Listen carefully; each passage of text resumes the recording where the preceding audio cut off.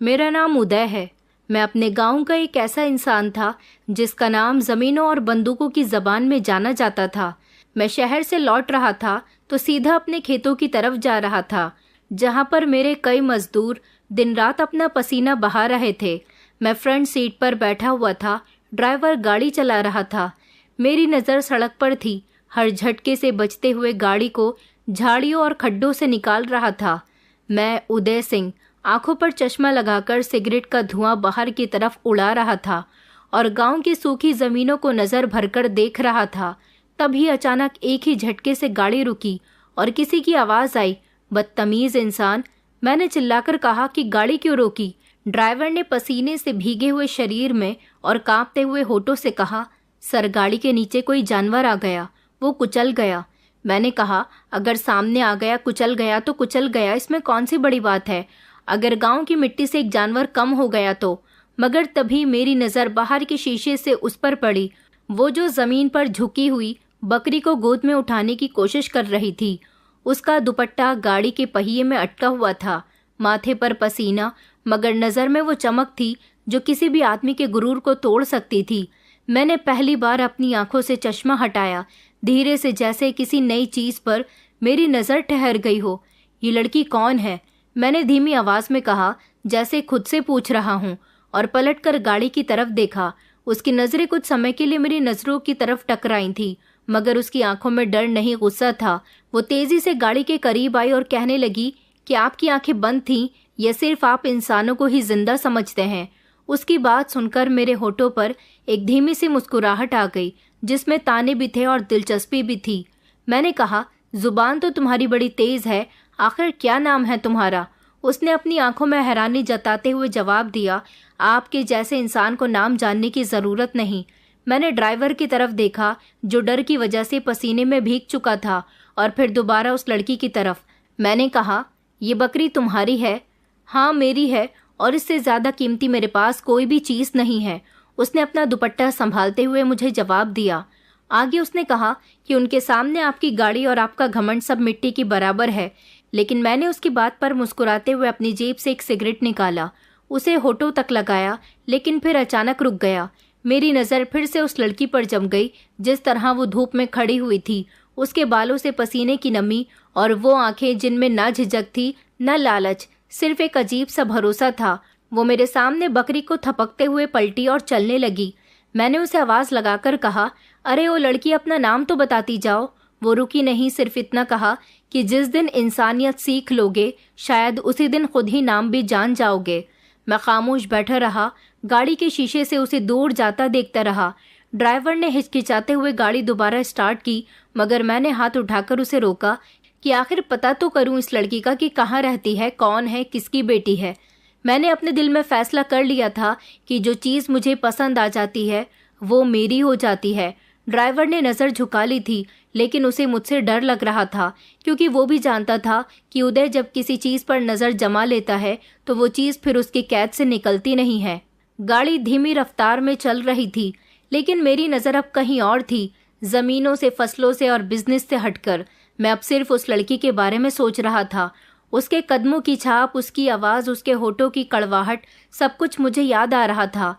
फिर गाड़ी गांव के अंदरूनी रास्तों से गुजरती हुई गांव के कच्चे पक्के घरों के बीच में आकर रुक गई थी। मेरी नज़र एक छोटे से घर पर अटक गई थी, जब मेरे ड्राइवर ने मुझे बताया कि यही है जगत दास का घर, जिसने फसल के समय कर्ज मांगा था और अब देने से इनकार कर रहा है। मैं अपनी गाड़ी से बाहर उतरा, धीरे से दरवाज़ा खोला था। मैंने जब घर का दरवाज़ा बजाया तो कुछ देर के बाद दरवाज़ा खुल गया था। सामने एक बूढ़ा किसान खड़ा हुआ था। उसकी आंखें अंदर को धसी हुई थी, कपड़े बहुत मामूली और गंदे से थे। मैंने कोई सवाल नहीं किया, बस एक नाम लिया, जगत दास। बूढ़े आदमी ने गर्दन हिलाई और एक नज़र मेरी गाड़ी पर डाली, फिर मेरे चेहरे पर, और फिर दरवाजे को पूरी तरह से खोल दिया। आइए आइए न मालिक, आप दरवाजे पर क्यों खड़े हुए हैं? ये मेरा छोटा सा घर है, आपने यहाँ आने की क्यों तकलीफ उठाई? अपने नौकर को ही भेज देते। मैं बिना कुछ कहे घर के अंदर दाखिल हुआ। कमरे में बस एक पुरानी सी चारपाई और दीवार पर लटके मकड़ी के जालों में उलझी हुई कुछ पुरानी तस्वीर, और दूसरी तरफ मिट्टी का घड़ा, मिट्टी के बर्तन। घर बड़ा ही मामूली सा था। जगतदास ने जल्दी से अपनी पत्नी को आवाज़ दी, अरे जल्दी से बाहर आओ, देखो हमारे घर में कौन आया है, मालिक के लिए जल्दी से चाय बनाओ। मैंने इधर उधर देखा और फिर पूछा कि तुम्हारे साथ एक लड़की रहती है जो खेतों में बकरी को घुमाने के लिए गई थी। जगत दास की नज़र एक लम्हे को ठिठक गई, मगर जल्द ही वो संभल गया और कहने लगा कि जी मालिक, वो तो बस एक मामूली सी नौकरानी है। कम उम्र से ही हमारे साथ रहती है, हमारे घर के काम करती है, हमारे जानवर संभालती है। जगत दास की बात सुनकर मेरे चेहरे पर मुस्कुराहट आ गई थी। मैंने कहा कि मैंने उसे आज देखा है, मुझे बस वो लड़की चाहिए। मेरी बात पर जगत दास का शरीर कांप उठा था। उसने डरते हुए कहा, मगर वो तो एक मामूली सी गरीब लड़की है, आप जैसा बड़ा आदमी, कहाँ वो और कहाँ आप मालिक। मैंने उसे हाथ का इशारा दिया और कहा कि कीमत बताओ जगत दास, तुम पर जो कर्ज है वो भी माफ़ कर दिया जाएगा और जितना मांगोगे उतना दे दिया जाएगा। मेरी आवाज़ में नरमी नहीं बल्कि सख्ती थी, जिसको जगत दास सुनकर हैरान हो गया था। उसने अपनी पत्नी की तरफ देखा, जिसने खामोशी से और धीरे से सर हिलाया, जैसे कई सालों का बोझ वो अपने ऊपर से एक लम्हे में ही उतारना चाहते हों। जगत दास ने कहा कि ठीक है मालिक, अगर आप कह रहे हो तो वो लड़की आपकी हुई। इस समय पीछे से किसी के कदमों की आहट आई। मेरी नज़र जैसे ही दरवाजे पर पड़ी तो मेरी आंखें फिर से उस पर अटक गई थी। ये वही लड़की थी जो घर के अंदर दाखिल हो रही थी, जानवरों को बाहर बंद कर आई थी। उसके हाथ में एक छोटा सा बर्तन था, जैसे उसकी नज़र भी मुझे देखकर ठिठक गई हो। उसने मुझे गौर से देखा, फिर एक सख्त आवाज़ में कहने लगी कि ये यहाँ पर क्या कर रहे हैं। उसकी आवाज़ तेज़ थी और आंखों में बहुत नाराज़गी थी। जगत दास घबरा गया। उससे कहने लगा कि खामोश हो जा, ये बड़े आदमी हैं, हमारे मेहमान हैं। मैंने उस पर नज़र जमाए रखी, फिर कहा कि मैं मेहमान नहीं, मैं ख़रीदार हूँ तुम्हारा सौदा हो चुका है। मैंने उस लड़की की तरफ देखते हुए कहा। फिर उसने बर्तन हाथ से नीचे रखा और चौंक कर जगत दास की तरफ देखा और कहने लगी, क्या आपने मुझे बेच दिया? जगत दास नज़र चुरा गया और उसकी पत्नी ने भी सर झुका लिया। खामोशी में सिर्फ उस लड़की की आवाज़ गूंज रही थी और मैं ये सब कुछ बड़े मज़े लेकर देख रहा था। उसने चिल्लाकर कहा कि मैं किसी के हाथों बिकने वाली चीज़ नहीं हूँ। इतने में ही मैं उठ खड़ा हुआ। ओ लड़की, तुम्हारा हक अब ख़त्म हो चुका। बस यहाँ बहुत ज़िंदगी गुजार ली, अब मेरी नज़र तुम पर चली गई है और जिस चीज़ पर मेरी नज़र चली जाती है वो फ़ौरन ही मेरी हो जाती है। अब तुम मेरी चीज़ हो, इसलिए तुम्हें मेरे साथ चलना होगा। उसने चिल्लाते हुए कहा कि मैं किसी की चीज़ नहीं हूँ। मैंने दरवाजे की तरफ इशारा किया और कहा कि चलो मेरे साथ, वरना तुम्हारे बाप की इज्जत, ज़मीन, घर सब कुछ नीलाम करवा दूंगा।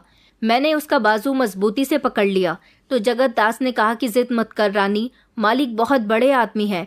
तू जानती है ना कि इस पूरे गांव में बच्चा बच्चा इनको जानता है। अब तेरी किस्मत यही है। मगर वो रोने लगी और कहने लगी कि आप लोगों ने मेरे साथ अच्छा नहीं किया, ये मेरी किस्मत नहीं है। आप लोगों ने मेरी ज़िंदगी बर्बाद कर दी, मगर याद रखना सबका हिसाब होगा। आप मुझे बेच तो रहे हो, आपका भी होगा। मैंने ज़ोर ज़ोर से हंसना शुरू कर दिया। मैंने कहा कि तुम्हारा नाम तो बड़ा ही सुंदर है, रानी। रानी, तुम बहुत बोलती हो, लेकिन अब तुम्हें खामोश रहना होगा। मेरे 2 गार्ड्स अंदर आए और उन्होंने जगत दास की इजाज़त से रानी के बाजू को थाम लिया और उसे बाहर की तरफ ले गए। वो रोती रही, चिल्लाती रही, मगर जगत दास और उसकी पत्नी खामोश खड़े रहे, जैसे उनकी जुबान काम ही नहीं कर रही हो। बाहर गाड़ी तैयार खड़ी हुई थी। मैंने एक नज़र रानी पर डाली जो बहुत रो रही थी। उसकी आंखों में मुझे बगावत नजर आ रही थी। गाड़ी पेड़ों की छांव से गुजरती हुई दोबारा हवेली की तरफ रवाना हो गई। रानी का चेहरा खिड़की से बाहर था, उसकी आंखों में नमी थी और वो बाहर की तरफ लगातार झांक रही थी। उसने तो मुझे आगे पलटकर भी नहीं देखा। ऐसा लगता था जैसे वो हर रास्ते को अपने दिमाग में ले रही है। हर झटके पर उसकी आंखों से आंसू गिर रहे थे। गाड़ी हवेली में दाखिल हो गई थी। दरवाज़ा खुला और नौकर स्वागत में झुक गए थे और रानी उस बड़े दरवाजे से गुजरी। वो दरवाज़ा सिर्फ शरीर कैद करने के लिए नहीं, बल्कि आत्मा ख़त्म करने के लिए भी था। हवेली के अंदरूनी हिस्से में अजीब सी खामोशी छाई हुई थी। हर नौकर की नज़र रानी पर पड़ रही थी, जैसे कोई अनजान इंसान कदम रख रहा हो। मैंने बिना किसी हिचकिचाहट के उसे तीसरी मंजिल पर बने हुए एक कमरे में कैद कर दिया। दरवाज़ा बंद करने की आवाज़ जैसे किसी कैद की शुरुआत थी। शाम के साए लंबे हो रहे थे। मेरी हवेली के किसी वीरान एक कमरे में कैद रानी दीवार से टेक लगाकर बैठी हुई थी। मैं अपने माता पिता के पास आ गया था। मैं बचपन से ही एक बिगड़ा हुआ इंसान रहा था। पिता की दौलत बहुत है, गांव में भी शहर में भी। अब जब से मैं जवान हुआ था, अपने पिता की सारी जायदाद, खेतों, ज़मीनों और फसलों का हकदार मैं बन गया था। हर चीज़ पर निगरानी भी मेरी ही रहती थी। इस गांव में कोई ऐसा इंसान नहीं था जो हमें दबा सके। मैं हर किसी के लिए डर की वजह बन जाता था। जो काम सीधे तरीके से नहीं होता, मैं उसे अपने तरीके से हैंडल करना अच्छे से जानता था। लोग मुझसे डरते थे और शुरू से ही इस गांव में वही हो रहा था जो मैं और मेरे पिताजी चाहते थे। हमने गांव के बहुत सारे गरीब लोगों की ज़मीन छीनकर अपने हिस्से में ले ली थी। बस वही बात कि जो चीज़ हमें पसंद आ जाती थी वो हमें फौरन चाहिए थी। अगर कोई उस पर रोक टोक करता या अपनी चीज़ देने से इनकार कर देता तो फिर हम उसे ज़बरदस्ती लेना भी जानते थे। जैसे कि मैं रानी को अपने घर लेकर आ गया था। मेरे माता पिता भी मुझसे पूछ रहे थे कि इस लड़की को घर लेकर क्यों आए हो, तो मैंने उनको बता दिया कि ये लड़की मुझे पसंद आ गई है और फिर जो चीज़ मुझे पसंद आ जाती है उसे मेरा होने में देर नहीं लगती। ये बात तो मेरे माता पिता भी बहुत अच्छे से जानते थे, इसलिए उन्होंने मुझसे कुछ नहीं कहा। अब मुझे रानी को सिर्फ कैद ही नहीं करना था, बल्कि मैं उससे मिलने के लिए जाने वाला था। आधी रात का समय था जब मैं तीसरी मंजिल पर उस बंद कमरे में गया जहां पर मैंने उसे कैद करके रखा था। जैसे ही मैंने दरवाज़ा खोला तो देखा कि वो दीवार से टेक लगाकर बैठी हुई थी। मैं कमरे के अंदर गया और मैंने दरवाजे को अंदर से बंद किया। ऐसा लगा जैसे उसे मेरे आने से कोई मतलब नहीं पड़ा। उसे महसूस ही नहीं हुआ कि मैं आ गया हूँ या नहीं। मैं उसके सामने जाकर खड़ा हो गया और कहा कि अब तुम मेरी अमानत हो, चलो मेरे बिस्तर पर। उसने मेरे ऊपर नज़र जमाई और कहने लगी कि तुम जैसे लोग औरत को सिर्फ बिस्तर तक ही ला सकते हैं। उसने मेरी आंखों में आंखें डालकर कहा। मेरी जिंदगी में वो पहली औरत थी जो मेरी आंखों में आंखें डालकर बात कर रही थी, या फिर ये कहूँ कि वो पहली इंसान थी। उसकी आंखों में मैंने गहराई से महसूस किया तो एक दर्द मुझे नजर आ रहा था और बाहर से देखने में चेहरा मासूम और कभी हार न मानने वाला था।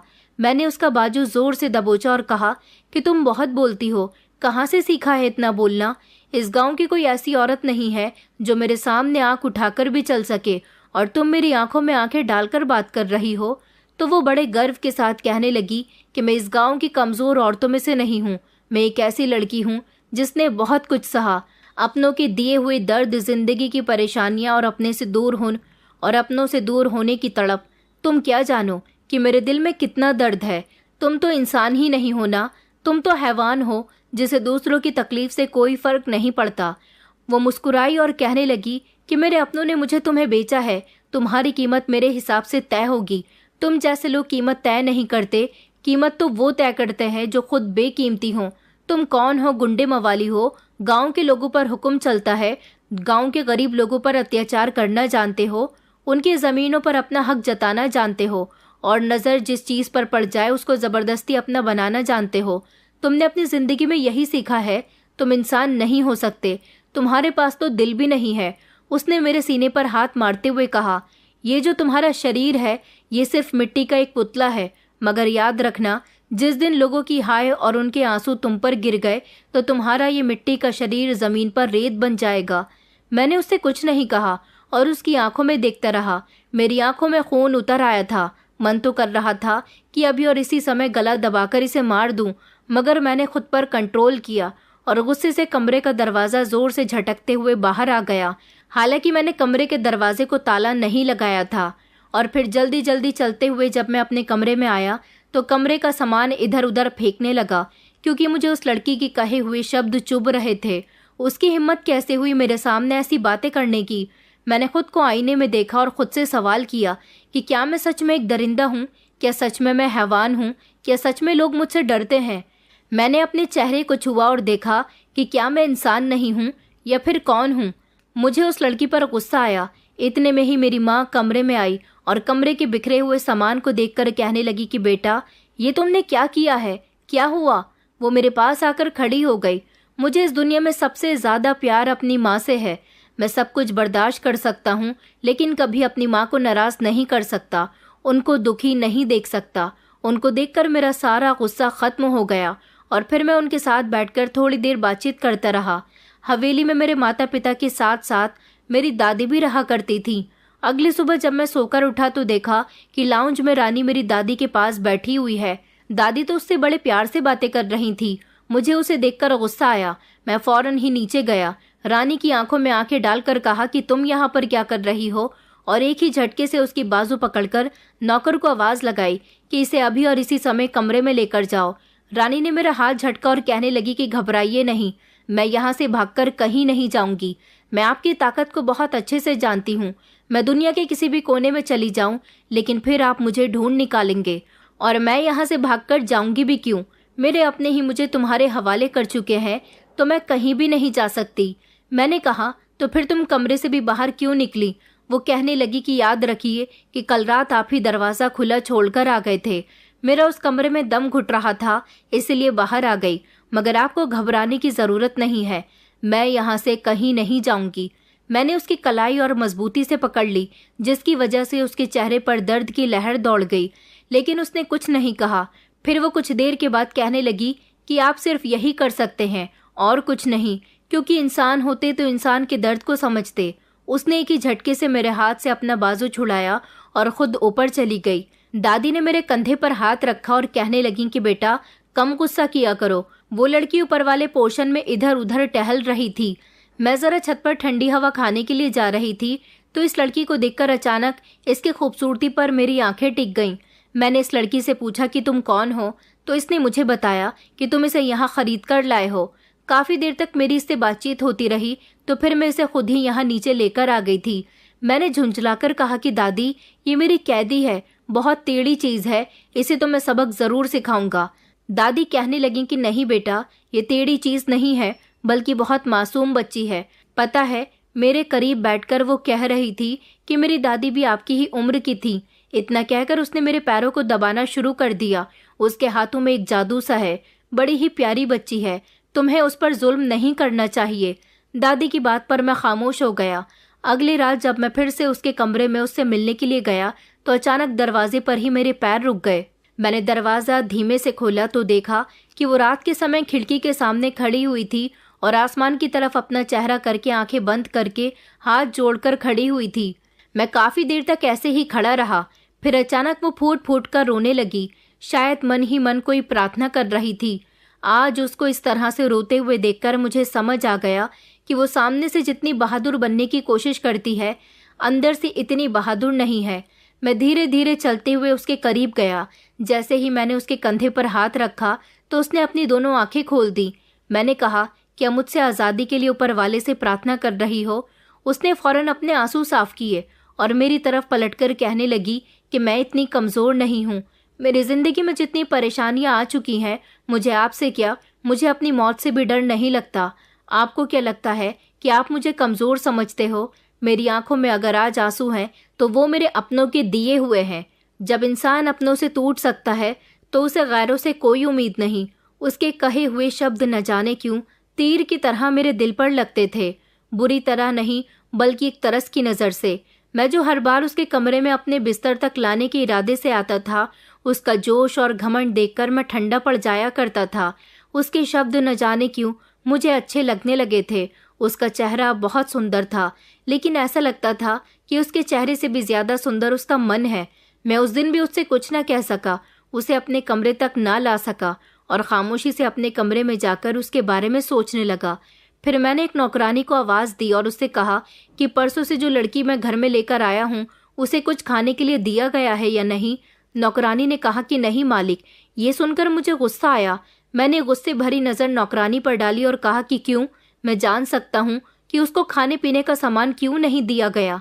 नौकरानी ने कहा कि मालिक, आप तो उसे यहाँ कैद करने के लिए लाए हैं ना, और यहाँ के कैदियों को तो भूखा प्यासा रखने की सज़ा दी जाती है। मैं उसकी बात पर खामोश हो गया, बल्कि शर्मिंदा भी हुआ। मैंने कहा कि अभी और इसी समय जाओ और घर में जो भी बना है जाकर उसे दे दो। इसका मतलब कि 3 दिन से वो भूखी है। मैंने अपना सर पकड़ लिया, मगर ना जाने क्यों मुझे उससे इतनी हमदर्दी क्यों हो रही थी। मैंने घर के सारे नौकरों से कह दिया था कि उसके लिए जिस चीज़ की भी ज़रूरत हो उसे दी जाए।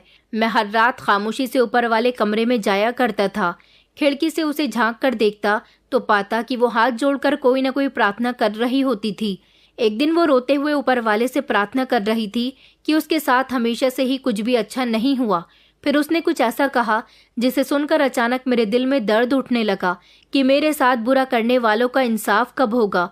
कब मुझे सुकून की जिंदगी मिलेगी? मैं बचपन से लेकर अब तक सुकून के लिए तरस रही हूँ। मेरी जिंदगी आखिर कब तक मुसीबतों में पड़ती रहेगी? मैं जो हर बार उसे जवाब देने के लिए उस पर कोई ना कोई जुल्म करने के इरादे से उसके कमरे की तरफ जाया करता था, उसका मासूम चेहरा और उसकी प्रार्थनाओं को सुनकर वापस आ जाया करता था। मेरे अंदर धीरे धीरे बदलाव आने लगा था, लेकिन ये बदलाव क्यों और कैसा था ये मैं नहीं जानता था। मैंने नौकरों से कह दिया था कि ना तो उसके कमरे का दरवाज़ा बंद किया जाए और ना ही उसे परेशान किया जाए। नौकर मेरे इस हुक्म पर थोड़ा हैरान भी हो रहे थे। इधर मैं सारा दिन घर से बाहर रहता था और वो दिन ब दिन मेरे घर वालों के नज़दीक आने की कोशिश कर रही थी। मेरी माँ, जिनकी हमेशा तबीयत खराब रहती थी, उसने उनकी सेवा करना शुरू कर दिया था। उसने इस बात का फ़ायदा उठाया कि उसे इस घर में आज़ादी दे दी गई है, लेकिन मेरी माँ और दादी हमेशा उसकी तरफदारी में लगी रहती थी। उनका यही कहना था कि तुम्हें इसके साथ किसी भी तरह की कोई भी बदतमीज़ी नहीं करनी चाहिए। ये बहुत अच्छी लड़की है। बस यही वजह थी कि मैं भी हमेशा उससे पीछे पीछे रहने लगा था, शायद डरने लगा था। लेकिन मुझ जैसा इंसान कहाँ कभी किसी से डरा था, तो फिर इस लड़की से क्यों डर रहा था? न जाने क्यों धीरे धीरे मैं उसके बारे में सोचकर मुस्कुराया करता था। एक दिन मैं खेतों की कुछ ज़मीनों को देखने के लिए गया हुआ था। जब वापसी पर मैं गाड़ी में बैठा हुआ था तो ड्राइवर कहने लगा कि मालिक, आपसे कुछ ज़रूरी बात करनी है। वैसे तो मेरी औकात नहीं कि आपको ये सब कुछ बताया जाए, लेकिन आपके लिए ये सब कुछ जानना बहुत ज़रूरी है। मैंने कहा कि कहो, क्या कहना चाहते हो? तो उसने कहा कि जिस लड़की को आप उस दिन अपने साथ लेकर आए थे, उसके बारे में कुछ जानकारी मिली है। मैं जो पहली खिड़की के बाहर देख रहा था, अब फौरन उसकी तरफ देखा। मैंने कहा, कैसी जानकारी? तो उसने बताया कि वो जगत दास की बेटी नहीं है, वो तो उसके बेटे की पत्नी है और वो लड़की शादीशुदा है, साथ ही विधवा भी है। ये सुनकर मेरे होश उड़ गए। मैंने कहा कि तुम ये क्या कह रहे हो? उसने कहा कि जी मालिक, मैं बिल्कुल ठीक कह रहा हूँ। मुझे ये खबर गांव के कुछ लोगों से मिली। जब गांव के लोगों को पता चला कि आपने उस लड़की को कैद करके रख लिया, तब गांव में ये बातें धीरे धीरे फैलने लगी कि वो तो एक विधवा है। मैंने सोचा कि ये बात आपको पता होनी चाहिए, इसलिए आपको बताने लगा। मैंने कहा कि तुम्हें उसके बारे में और क्या पता है? तो उसने कहा कि बाकी तो कुछ पता नहीं, लेकिन सिर्फ इतना ही पता है। मैं खामोश हो गया। मैंने अपनी मुट्ठी भींच ली। जिस लड़की के बारे में अब मैं दिन रात सोच रहा था, उसे अच्छा समझने लगा था, वो इतनी बड़ी धोखेबाज निकलेगी, ये बात मुझे हजम नहीं हो रही थी। मैंने फौरन ड्राइवर से कहा कि गाड़ी हवेली लेकर चलो।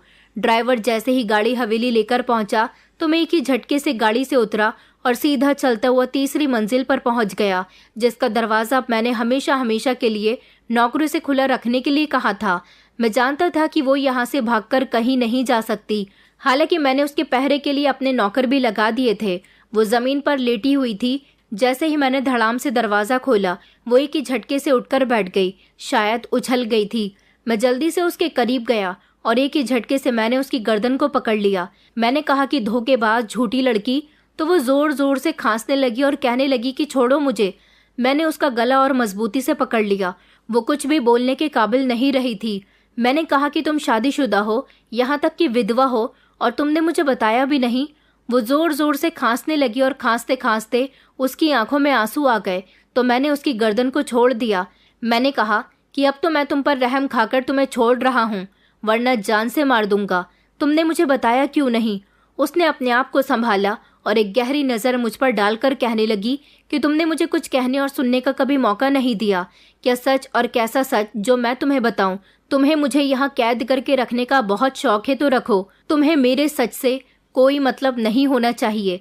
न तुम मुझे यहाँ मेरी मर्जी से लेकर आए हो और ना ही तुमने मेरी मर्जी जानना चाहिए, तो फिर मैं तुम्हें अपना सच क्यों बताऊंगी? मुझे गुस्सा आ गया। मैंने खड़े होकर कहा कि बस बहुत हो गया, अब तक मैंने तुम पर बहुत रहम खा लिया, अब नहीं खाऊंगा। मैं उठा और दरवाजे के बाहर निकलकर उसके कमरे को ताला मार दिया। नौकरों से कहा कि इसका खाना पानी सब बंद कर दिया जाए, यहाँ तक कि इसके कमरे की बिजली भी बंद कर दी जाए, और आज रात में उसके साथ ज़बरदस्ती करने वाला था।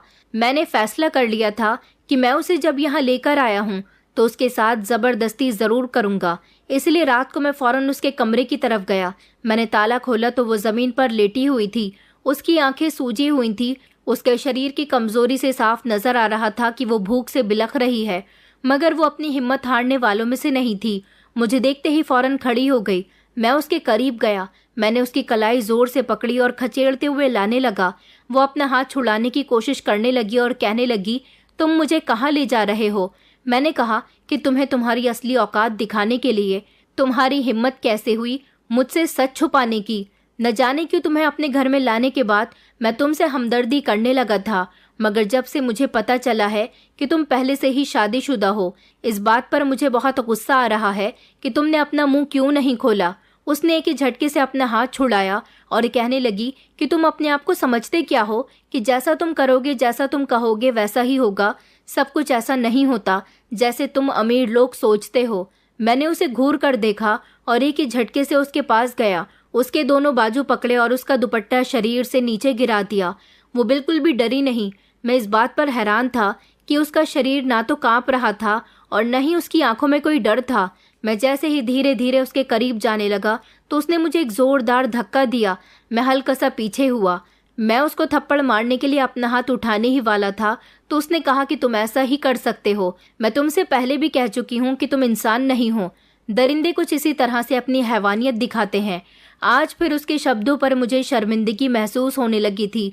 मैंने कहा कि तुमने और तुम्हारे घर वालों ने मुझे क्यों नहीं बताया कि तुम शादीशुदा हो? उसने कहा कि उन लोगों से तुमने मुझे खरीदा तो उन्होंने तुम्हें मुझे बेच दिया। तुम मुझे यहाँ लेकर आए, तुम्हें जो करना था तुमने किया, लेकिन एक बात याद रखो, तुम जैसे लोग कभी किसी की बात सुनते कहाँ हो, तुम तो बस फैसला सुना देते हो। मैं शर्मिंदा हो गया। मैंने कहा ऐसा भी कुछ नहीं है। वो कहने लगी कि अच्छा यही बात है तो फिर सुनो। बचपन से लेकर अब तक मैंने हर उस परेशानी को देखा जो मुझे नहीं देखनी चाहिए थी। मैं जब छोटी थी तो मेरे माता पिता मुझे इस दुनिया से छोड़कर चले गए। मैं अपनी दादी के पास रहा करती थी। फिर जवान हुई तो दादी भी मुझे इस दुनिया से छोड़कर चली गई, लेकिन जाने से पहले उन्होंने इस गांव में जगत दास के बेटे के साथ मेरा रिश्ता तय कर दिया था। फिर मेरी दादी के मरने के कुछ समय के बाद ही जगत दास, उसकी पत्नी, अपने बेटे के साथ बारात लेकर मेरे घर आ गए थे और मुझे विदा करके अपने घर ले आए थे। मेरी जिंदगी अपने पति के साथ अच्छी गुजर रही थी। अभी मेरी शादी के कुछ महीने भी नहीं हुए थे जब मेरे पति की एक हादसे में मौत हो गई। मैं विधवा हो गई तो उन्होंने इस चीज़ का फ़ायदा उठाया, मेरे ऊपर घर के सारे काम डाल दिए, मुझे अपने जानवर सौंप दिए कि मैं उनकी देखभाल किया करूं। हर वक्त मुझे मनहूस मनहूस कहकर मेरे पति की मौत का जिम्मेदार ठहराया जाने लगा। मेरी सास कहती थी कि तू मनहूस है, मेरे बेटे की मौत तेरी वजह से हुई है। बचपन में अपने माता पिता को खा गई, यहाँ आने से पहले अपनी दादी को खा गई और यहाँ आने के बाद हमारे बेटे को खा गई। अब हमें भी सुकून से नहीं रहने देगी। उन्होंने मेरी जिंदगी अजीरन कर दी। मेरा पति जो मरने से पहले मुझसे प्यार मोहब्बत की बातें करके गया था, हमेशा साथ निभाने के वादे करके गया था। उसने कहा था कि मैं वापस ज़रूर आऊँगा, लेकिन जब वो शहर के लिए गया तो फिर कभी वहाँ से वापस ही नहीं आया। पता चला कि वो वहाँ पहुँचने से पहले ही उसकी मौत हो गई थी। मैं उसको हमेशा याद किया करती थी। जब तक वो जिंदा था इस घर में मेरी इज्जत थी, लेकिन जब वो मर गया तो हर कोई मुझे बातें सुनाने लगा, ताने देने लगा। मैं उनके घर की नौकरानी बन गई थी। फिर जब तुमने मुझे देखा तो उन लोगों ने अपने सर से बोझ उतारना चाहा। वो लोग जानते थे कि मेरा इस दुनिया में कोई भी नहीं है। मैं उनको अपने माता पिता समान समझती थी, लेकिन उन्होंने कभी मेरी तकलीफ को नहीं समझा। मुझ पर इतने अत्याचार किए। मेरी सास ने कई बार घर के कामों में गलती होने पर मेरे हाथ जलाए। मैं चीखती थी तो मेरा मुंह दबा दिया करती थी और हमेशा यही कहती थी कि तू हम पर बोझ है, हम तुझे कहाँ भेजें, हमारे घर से निकल जा। लेकिन मेरा इस दुनिया में कोई भी नहीं था। मैं कहाँ जाती, इसलिए खामोशी से उनके घर में रहती, सारे काम करती रही, जैसा वो लोग कहते वैसा ही करती। जब तुमने मुझे उनके पास जाकर खरीदा तो उन्होंने मुझे तुम्हारे हवाले फौरन इसीलिए कर दिया क्योंकि वो लोग तो मुझे अपने घर से भेजना ही चाहते थे। फिर ही मैं उन लोगों का फ़ायदा हो गया। तुम मुझे यहाँ लेकर आ गए और उनका कर्जा भी माफ़ हो गया। मैंने उनके आगे बहुत रिक्वेस्ट की, उन्होंने मेरी एक न सुनी।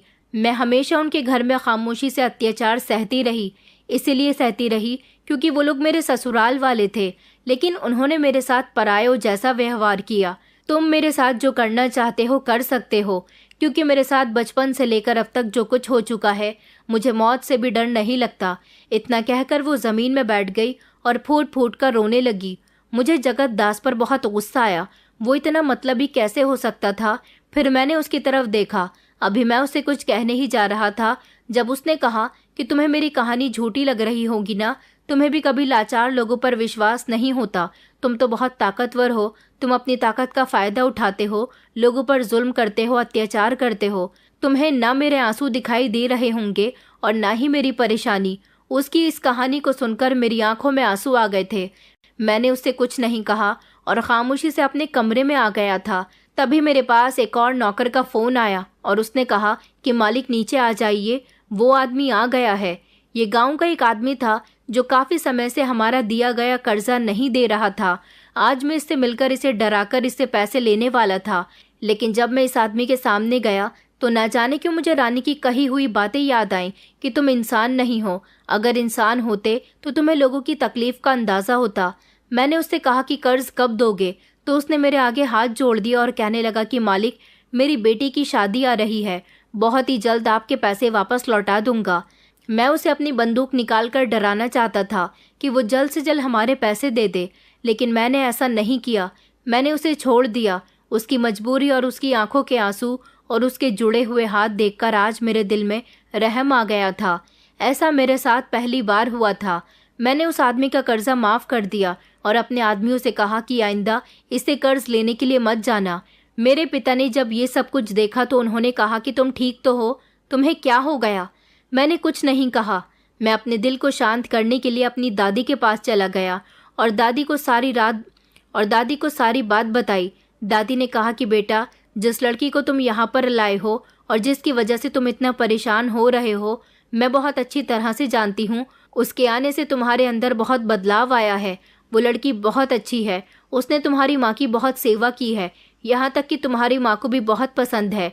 हम लोग आपस में बातें करते हैं कि जब से रानी इस घर में आई है, तुम्हारे होठों पर कभी कभी मुस्कुराहट आ जाती है। तुम ज्यादातर समय घर में बिताने लगे हो और गुस्सा करते हो, मगर उलझे उलझे से लगने लगे हो। मैंने दादी से कहा, दादी, वो बहुत परेशान है। उसके ससुराल वालों ने उसके साथ बहुत गलत किया। न जाने कि उसकी परेशानी मुझे अपनी परेशानी लग रही है। बस मैंने फैसला कर लिया है कि कल मैं उसे आज़ाद कर दूंगा। मैंने दादी को जब उसकी ज़िंदगी के बारे में सब कुछ बताया तो दादी कहने लगी कि तुम उसे छोड़कर बेसहारा कर देना चाहते हो। बेटा, उसके ससुराल वालों ने भी उस पर काफ़ी जुल्म किए थे, मगर वो कभी वहाँ से इसलिए नहीं भागी क्योंकि उसका इस दुनिया में कोई नहीं है, और अगर अब तुम भी उसे यहाँ से निकाल दोगे तो फिर वो कहाँ जाएगी। मैंने शर्मिंदा होते हुए कहा कि दादी, फिर मैं क्या करूँ। दादी कहने लगी कि बस तुम उसके साथ अपना बर्ताव अच्छा रखो। इस घर में तुमने उसे एक कैदी बनाकर रखा है, अब तुम उसे आज़ादी दे दो ताकि वो इस घर में अपनी मर्जी के मुताबिक रह सके। दादी के कहने के मुताबिक मैंने ऐसा ही किया। मैं उसके सामने नज़र मिलाने के काबिल भी नहीं रहा था। अब मैंने उसे इस घर में खुलकर आज़ाद रहने की इजाज़त दे दी थी, लेकिन जैसे वो आज़ाद रहना ही नहीं चाहती थी, वो अपने आप को इस कमरे में बंद रखती थी जहाँ वो रहा करती थी। मैंने उसके कमरे में जाना ही छोड़ दिया था और जब भी मैं उसके पास जाता उसे नरम नज़रों से देखा करता था, लेकिन उसे मेरी ऐसी नज़रें बिल्कुल भी पसंद नहीं थी। मेरी माँ और दादी ने उसे अपने करीब करने की कोशिश की, उसका अकेलापन, उसका दर्द मिटाने की कोशिश की। मैंने देखा था कि कुछ दिनों बाद ही उसने मेरी माँ और दादी के साथ ज़्यादातर टाइम स्पेंड करना शुरू कर दिया था। वो मेरी माँ का बहुत ख्याल रखा करती थी। मेरी बीमार माँ, जो हमेशा अपनी बीमारी को लेकर बहुत परेशान रहती थी, रानी की सेवा ने उनका दिल जीत लिया था। वो मेरी माँ को उनकी पसंद का खाना बनाकर दिया करती थी। कभी कभी अपने दिल का हाल मेरी माँ और दादी के साथ शेयर किया करती थी। मुझे ये सब कुछ बहुत अच्छा लगता था। मुझे ऐसा लगने लगा था जैसे उसके अंदर एक बदलाव सा आने लगा है। मैंने उसके अंदर पुरानी रानी को मरते हुए देखा था। शायद ये सब कुछ मेरी वजह से पॉसिबल हो सका था। तब मुझे इस बात का एहसास हुआ था कि अगर हम किसी इंसान के साथ नरम बर्ताव करें तो उसके होठों पर मुस्कुराहट देख सकते हैं, लेकिन अगर हम अपनी ताकत उस पर सवार कर दें तो हम पर उसकी आह ज़रूर लगती है। मैं अपने दिल में भी धीमा धीमा बोझ महसूस करता था। वो आज भी मेरे घर में रहती है। मेरी माँ और मेरी दादी का उससे खूब दिल लगा रहता है। मैंने और मेरे पिता ने सारे गलत काम छोड़ दिए। गांव के लोगों के दिल में हमें लेकर जितना डर बैठा हुआ था, अब वो इज्जत में बदल चुका था, क्योंकि हम हमेशा गांव के हर इंसान को डरा धमका कर रखते थे। अब उनके साथ नरमी से बात करने लगे थे, उनकी मदद करने लगे थे, तो गांव के लोग हमेशा हमें अच्छे इंसान की नज़र से देखने लगे थे। ये सब कुछ शायद रानी की वजह से पॉसिबल हो सका था। रानी की खूबसूरती ने मुझे इम्प्रेस नहीं किया था, बल्कि रानी के मासूम दिल ने और उसके साहत ने मुझे इम्प्रेस कर दिया था। काफ़ी समय रानी को मेरे घर में रहते हुए हो गया था। मेरी माँ ने और दादी ने उससे कहा था कि तुम इस घर की बेटी बन गई हो, हम तुम्हें अपने घर में सहारा देंगे और उदय भी अब तुमसे कुछ नहीं कहेगा। लेकिन अभी मैंने देखा था कि रानी के दिल में मेरे लिए कोई डर नहीं था। वो मेरी आंखों में आंखें डालकर बात करने की हिम्मत रखती थी। वक्त गुजरता गया और एक दिन हिम्मत करके मैंने रानी से कहा कि मैं तुमसे शादी करना चाहता हूँ। रानी ने मेरी बात का कोई जवाब नहीं दिया। मैं आज भी अपने घर में रानी की मौजूदगी महसूस करता हूँ, लेकिन वो मुझे नज़र उठाकर भी नहीं देखती। शायद आज भी मुझे गलत इंसान समझती है। मैं खुद को उसके सामने अच्छा साबित नहीं करना चाहता। मैं चाहता हूँ कि उसके दिल में खुद ही मेरे लिए अच्छाई आ जाए और वो खुद मेरे पास आ जाए।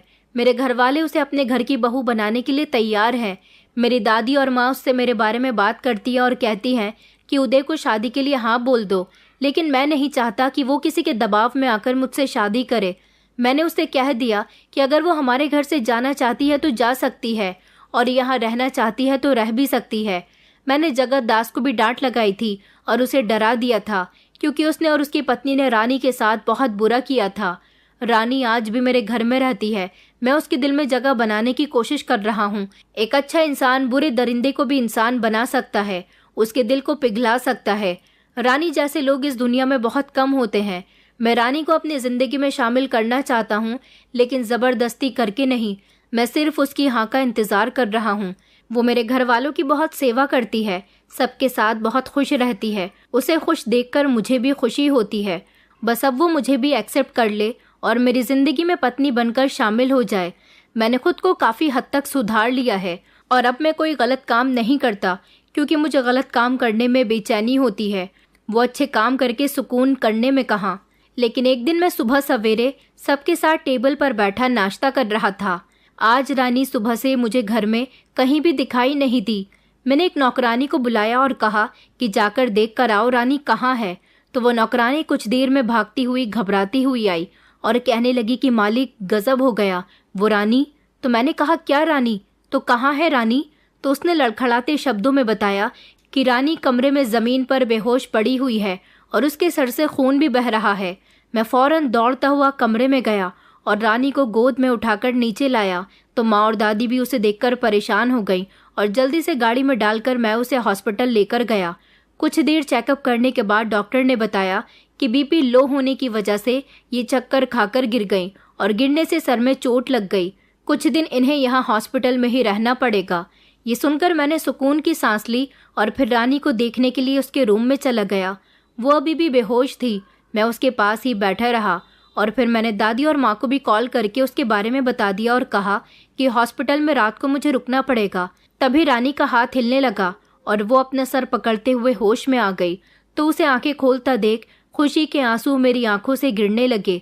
उसने मुझसे कुछ भी नहीं कहा, बस दादी और माँ के बारे में पूछने लगी। मैंने उससे बात करने की कोशिश की, लेकिन उसने हाथ का इशारा किया तो मैं चुप हो गया। थोड़ी ही देर में नर्स आई और उसे खाना और दवाई खिलाकर चली गई। मैं रात भर वहीं सोफे पर बैठा उसे ताकता रहा और आज तक मैंने उसके साथ जो भी किया उससे उसकी माफ़ी मांगने की हिम्मत जुटाता रहा। अगली सुबह उसके उठने से पहले ही मैं उसका हाथ पकड़कर उससे माफ़ी मांग रहा था जब उसने हाथ झटका, लेकिन मैंने दोबारा कसके से पकड़ लिया और उसे बताया कि जब नौकरानी ने आकर बताया कि रानी बेहोश पड़ी है तो मेरी सांसें थम गई थी। रानी मुझे माफ़ कर दो। मुझे एहसास हो गया कि मैं पहली नज़र से ही तुमसे प्यार करता था, लेकिन कभी समझ ही नहीं पाया कि ये प्यार है। जब भी तुम्हें नुकसान पहुंचाने जाता तुम्हारा मासूम चेहरा देखकर लौट आता। मुझे माफ़ कर दो रानी, मैं तुम्हारे बिना नहीं रह सकता। और फूट फूट कर रोने लगा। तो रानी ने दूसरे हाथ से मेरा हाथ थाम लिया और कहने लगी कि अब मैं आपसे शादी करने के लिए तैयार हूँ, क्योंकि अब मुझे यकीन हो गया कि आप सच में बदल गए। वरना मुझे लग रहा था कि शायद ये बदला लेने का कोई नया तरीका है। और फिर हम दोनों रोते से हंसने लगे। 2 दिन के बाद मैं हॉस्पिटल से उसे घर ले आया। माँ और दादी ने उसका खूब ध्यान रखा और जब वो बिल्कुल ठीक हो गई तो घर वालों ने खूब धूमधाम से हमारी शादी करवा दी। आज मैं और रानी एक साथ बहुत खुश हैं और हमारा परिवार अब पूरा हो गया। दोस्तों, उदय और रानी की कहानी सिर्फ 2 लोगों की मुलाकात, उनके टकराव और बदलाव की कहानी नहीं है। ये एक गहरा सबक है जो समाज को इंसानियत, करुणा और आत्म परिवर्तन का रास्ता दिखाती है।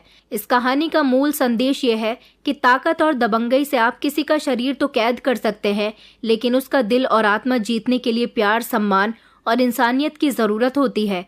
उदय ने जो अपने गांव में डर और रौब का पर्याय था, एक ऐसा इंसान था जिसके लिए हर चीज़ की कीमत पैसे, ताकत या डर से तय होती थी। लेकिन रानी एक ऐसी लड़की जिसने अपनी ज़िंदगी में अनगिनत दुख सहे, जिसे अपनों ने ठुकराया और बेच दिया। उसने उदय को वो आईना दिखाया जो उसे उसकी असलियत से रूबरू करवाता है। रानी की हिम्मत, उसकी सच्चाई और उसकी आंखों में बगावत ने उदय के दिल में एक ऐसी चिंगारी जलाई जो धीरे धीरे उसे एक हैवान से इंसान बनने की राह पर ले गई। कि सच्ची ताकत बंदूक, पैसे या रौब में नहीं, बल्कि किसी के दर्द को समझने, उसकी इज्जत करने और उसे आज़ादी देने में है। दोस्तों, उम्मीद करती हूँ आपको हमारी कहानी पसंद आई होगी। कहानी पसंद आई है तो वीडियो को लाइक करें, चैनल पर नए हैं तो चैनल को सब्सक्राइब करें और हाँ, नोटिफिकेशन बेल को ज़रूर दबाएं ताकि अगली अपडेट सबसे पहले आपको मिले।